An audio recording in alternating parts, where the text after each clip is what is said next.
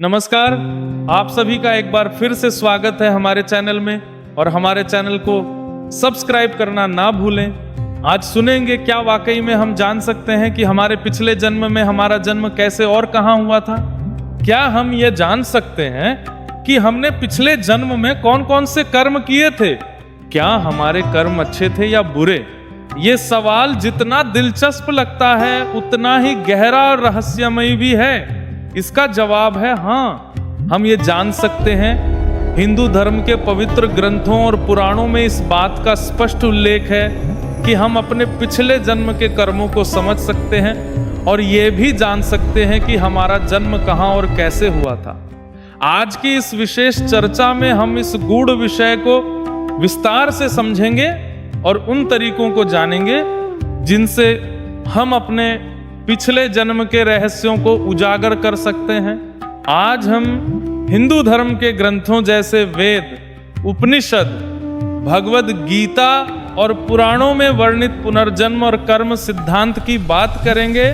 साथ ही हम एक रोचक कथा के माध्यम से यह समझेंगे कि भगवान विष्णु ने अपने प्रिय भक्त गरुड़ को इस विषय पर क्या उपदेश दिया।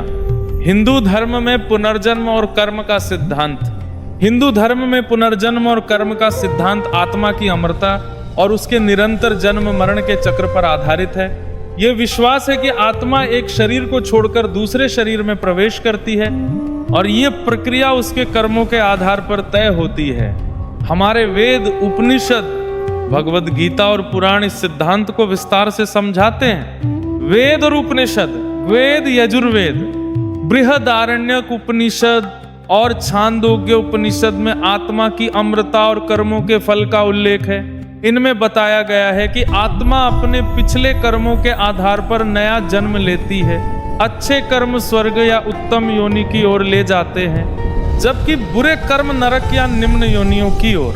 भगवद गीता भगवान श्री कृष्ण अर्जुन को समझाते हैं, जैसे मनुष्य पुराने वस्त्रों को त्याग कर नए वस्त्र धारण करता है, वैसे ही आत्मा पुराना शरीर छोड़कर नया शरीर धारण करती है। यह पुनर्जन्म का सबसे स्पष्ट वर्णन है। पुराण, गरुड़ पुराण में मृत्यु के बाद आत्मा की यात्रा, कर्म फल और पुनर्जन्म का विस्तृत वर्णन है। भागवत पुराण में राजा भरत की कथा प्रसिद्ध है, जो अपने पिछले जन्म के कर्मों के कारण हिरण के रूप में जन्म लेते हैं। भगवान विष्णु और गरुड़ का संवाद। एक समय की बात है जब भगवान विष्णु वैकुंठ में विराजमान थे।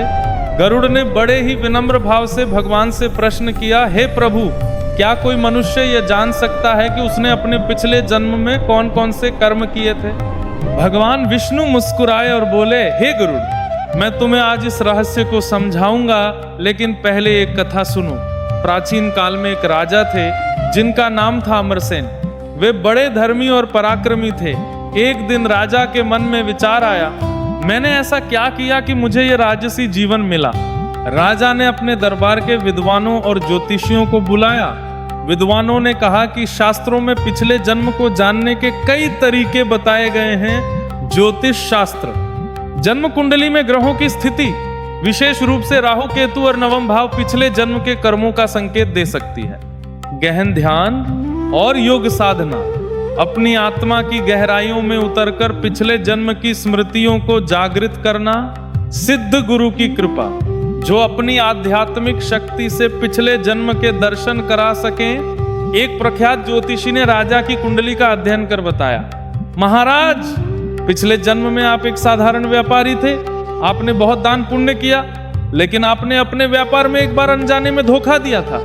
आपके अच्छे कर्मों ने आपको यह राजसी जीवन दिया, लेकिन उस छोटी गलती के कारण आपको इस जन्म में कुछ कष्ट भी भोगने पड़ रहे हैं। अपने कर्मों को जानने के दो सरल मार्ग। भगवान विष्णु ने मुस्कुराते हुए गरुड़ की ओर देखा और कहा, मनुष्य के कर्मों का लेखा जोखा प्रकृति स्वयं रखती है। पिछले जन्म के कर्मों को समझने के दो सरल और स्पष्ट मार्ग हैं। पहला मार्ग, वर्तमान जीवन का दर्पण। आप अपने वर्तमान जीवन को ध्यान से देखें। आपके जीवन में कितना सुख है, कितना दुख है। शास्त्रों में स्पष्ट है कि हमारा वर्तमान जीवन पिछले जन्म के कर्मों का फल है। यदि आपका जीवन दुख, रोग और परेशानियों से भरा है, तो यह संकेत है कि आपके पिछले जन्म के कर्म शायद उतने शुभ नहीं थे। कर्म बीज हैं और हमारा जीवन उसकी फसल।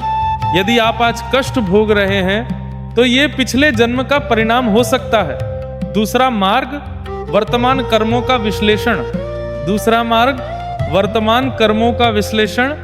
यदि हम अपने वर्तमान जीवन में किए जा रहे कार्यों का विश्लेषण करें तो हमें समझ आ सकता है कि हमारी प्रवृत्तियां कैसी हैं। यदि आप जानबूझकर गलत कार्य करते हैं, जैसे किसी को धोखा देना या सताना, तो यह दर्शाता है कि आपकी प्रवृत्ति में कुछ कमी है। यदि इस जन्म में आप लालची या क्रोधी हैं तो संभव है कि पिछले जन्म में भी आपने ऐसी ही प्रवृत्तियां दिखाई हों। कर्मों का घड़ा, हमारे अच्छे कर्म एक घड़े में जमा होते हैं और बुरे कर्म दूसरे घड़े में। जब तक अच्छे कर्मों का घड़ा भरा रहता है हमारा जीवन सुखमय रहता है। जैसे ही यह खाली होता है बुरे कर्मों का घड़ा प्रभावी होने लगता है। प्रकृति बहुत धैर्यवान है, वह इंतजार करती है कि कब आपके अच्छे कर्मों का फल समाप्त हो और फिर बुरे कर्मों का हिसाब शुरू होता है।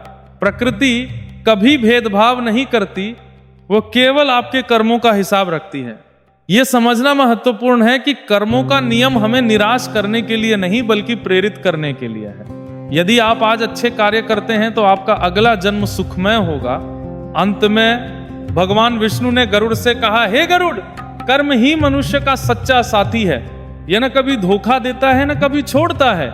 मनुष्य को चाहिए कि वह अपने कर्मों को शुद्ध और शानदार बनाए।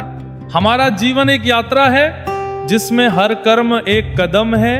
यदि हम सही दिशा में कदम उठाते हैं तो हमारा गंतव्य सुखमय होगा। अपने कर्मों को सुधारें, दूसरों के लिए अच्छा करें और प्रकृति के नियम के साथ सामंजस्य बिठाएं। यही जीवन का सच्चा रहस्य है।